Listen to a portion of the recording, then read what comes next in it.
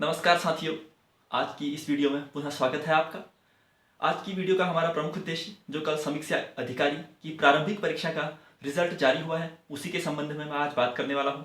पहला भाग इस वीडियो का हमारा जो प्री है उसके किस हिसाब से उसका रहा वही देखेंगे, और दूसरे भाग में हम जो भी मैंने आकलित किया अभी तक सिलेबस को मेंस के डिकोड करने की कोशिश की उसी से संबंधित चर्चाएं आगे करूंगा। ये केवल मेरे व्यक्तिगत अनुभव है, मैं किस अनुरूप, क्योंकि जैसे आप इसका मेंस देंगे उसी अनुरूप मैं भी दूंगा, तो जैसे आप भी समझने की कोशिश कर रहे होंगे सिलेबस को वही मैंने भी किया आज। तो आज मैं भी जो मुझे समझ आया किस अनुरूप मैं कोशिश करूंगा आगे बढ़ने की उसी को आपके साथ साझा करने की कोशिश करूंगा। सबसे पहले जिसका भी चयन हुआ उन सभी को ढेर सारी शुभकामनाएं, आगे के मेंस के लिए आप सभी को बहुत सारी शुभकामनाएं। और जिसका नहीं भी हुआ, रुके आया कुछ भी हुआ, अपनी हार नहीं माननी है, क्योंकि मैं अपने एंड से यही कर सकता हूँ कि आपको मोटिवेटेड रखने की कोशिश करूँ।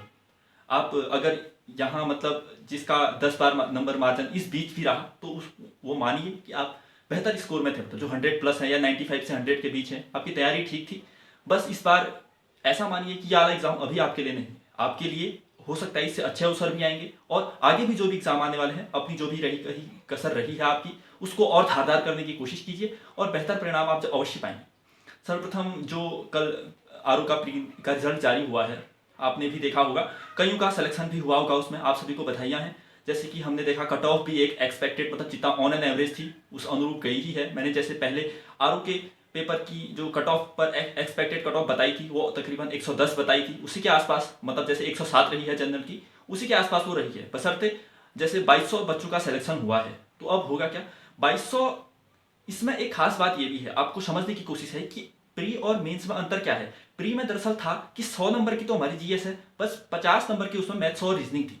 लेकिन जो हमारा मेंस होगा उसमें मैथ्स और रीजनिंग की कोई बात नहीं है। यानी इस बार प्री में कई बच्चे ऐसे भी सिलेक्टेड हैं जो अपने मैथ्स वाले, क्योंकि उनका मैथ्स और रीजनिंग मजबूत है, तो 50 में से 40-45 स्कोर करके यहाँ सिलेक्शन ले चुके हैं, मतलब प्री में। लेकिन हो सकता है उनका जीएस वाला भाग कमजोर हो, तो लेकिन अब मैथ्स वाला रोल हमें मेंस में तो कुछ देखने को मिलेगा नहीं, वहां तो प्योर जीएस आनी है, और जो हमारे ऐसे वगैरह के टॉपिक्स हैं वो सभी आने हैं। तो खास बात यह है कि जो अपनी जीएस में जिसकी पकड़ है वो मेंस में बहुत ही ज़्यादा फायदा होने वाला है उससे।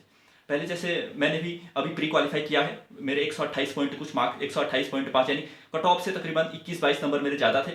तो वही, अब इसका क्या फ़ायदा होगा, इसका फ़ायदा केवल एक मोटिवेशन के तौर पर ही मिल सकता है। बाकी जिसके 107 हैं या फिर मेरे 128 हैं कोई अंतर नहीं है, दोनों का प्री क्वालिफाई हुआ है, उसमें मेंस में ये मार्क्स जुड़ने वाले नहीं है, सभी को पता है।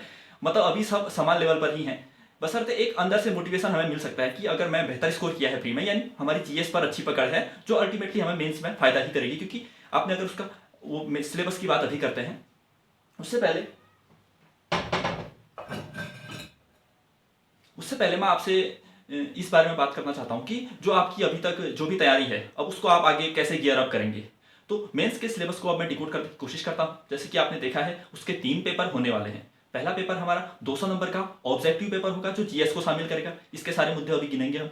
दूसरा पेपर जो ऐसे को शामिल करेगा, जिसमें 3 खंड उन्होंने दिए हैं, हर खंड में 3-3 टॉपिक्स दिए हैं, यानी 9 टॉपिक्स हैं, उसमें से हमें 3 टॉपिक्स का चयन करके ऐसे लिखने हैं, यानी 3 ऐसे हमें लिखने हैं 3 टॉपिक्स पर वहां।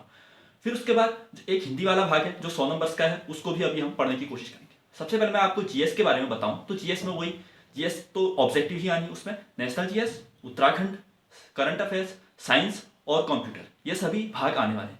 इसमें जीएस मतलब जो है नेशनल जीएस है, इसका मेजर रोल होगा। मैं मानता हूं ये थोड़ा यहाँ डिफिकल्टी लेवल पर ही आएंगी चीजें, जिस हिसाब से हम कोशिश करते हैं, और आप मान के चलिए हार्ड मतलब डीप तैयारी ही अपनी जारी रखने की कोशिश कीजिएगा। जीएस में हमारे 4 मेजर पिलर हैं, हिस्ट्री, इकोनॉमी, पॉलिटी और ज्योग्राफी। इसके मैंने हिस्ट्री मतलब इकोनॉमी लगभग मैं पूरी करा चुका हूँ। हिस्ट्री भी मैंने एंशिएंट और मॉडर्न हिस्ट्री का मिडाइवल हिस्ट्री हो चुकी है, और मैं आजकल मॉडर्न हिस्ट्री की प्रारंभिक की है मैंने।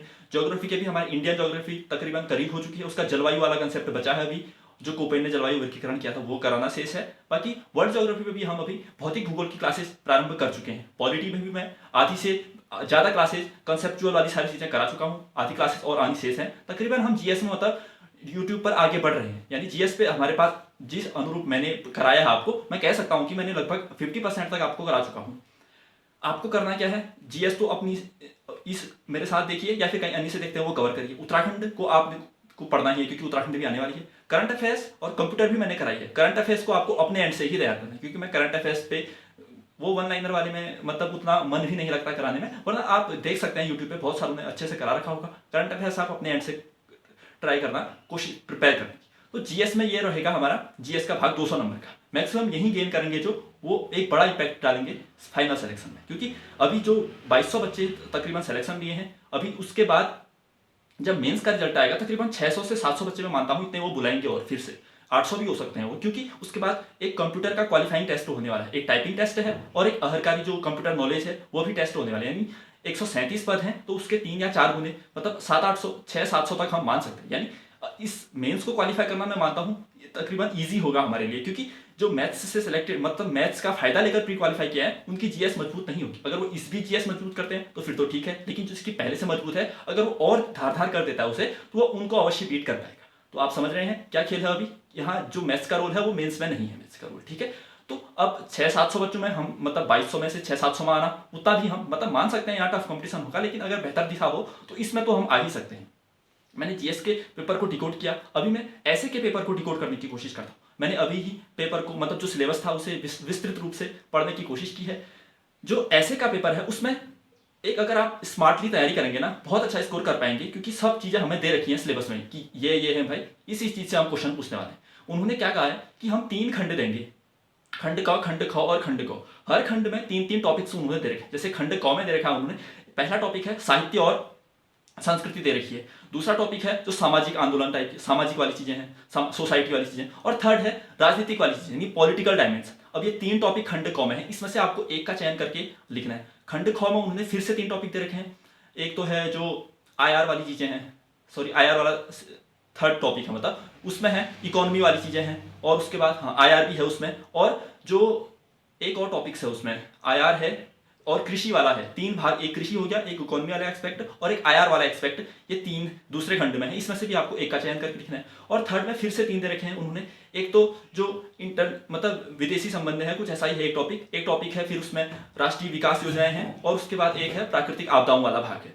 अब इन तीनों में से भी आपको एक का चयन करना है। तो आपको 9 टॉपिक्स दे रखे हैं पहले से ही, आपको सारे तैयार नहीं करने। आप क्या करिए, पहले खंड में से अपने 2 टॉपिक्स पकड़ लीजिए अभी ही, हर खंड में से 2-2 टॉपिक तैयार कर पकड़ लीजिए, मतलब कि मैं ऐसे इन तीनों में से आएंगे तो इन दोनों में से ही कोई लिखने की कोशिश करूँ।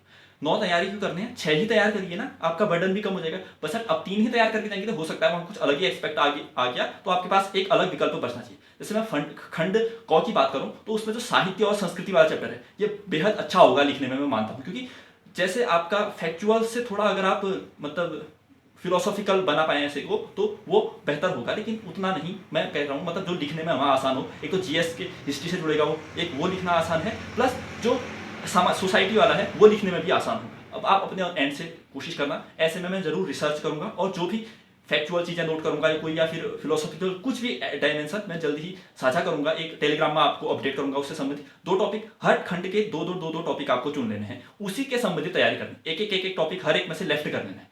आर्थिक अगर आपको पसंद नहीं है तो सेकंड वाले में आर्थिक पे तैयारी ही नहीं करनी है, आर्थिक वाला हमें तैयार नहीं करना, हमें कृषि वाला तैयार करना है, और उसका जो एक और बचा है उसको तैयार करना है। तो आप समझे 9 टॉपिक्स होंगे, उसमें से आपको 3 में ऐसे लिखना है, हर खंड में से 2-2 टॉपिक लीजिए और उन्हें ही तैयार करने की कोशिश कीजिएगा। हो सकता है कि आपको लग रहा हो कि ये भी मेंस ही लिखने वाला, आप भी लिखने वाले, तो इसकी बातें ये मैं बार बार कह रहा हूँ, जो मुझे लगा मैं आपको बताने की कोशिश कर रहा हूँ। ये अवश्य नहीं है कि आपको ये सूटेबल लग भी सकता है, नहीं भी लग सकता है, आप अपने एंड से जो आपको सही लगता है वो करने की कोशिश कीजिए।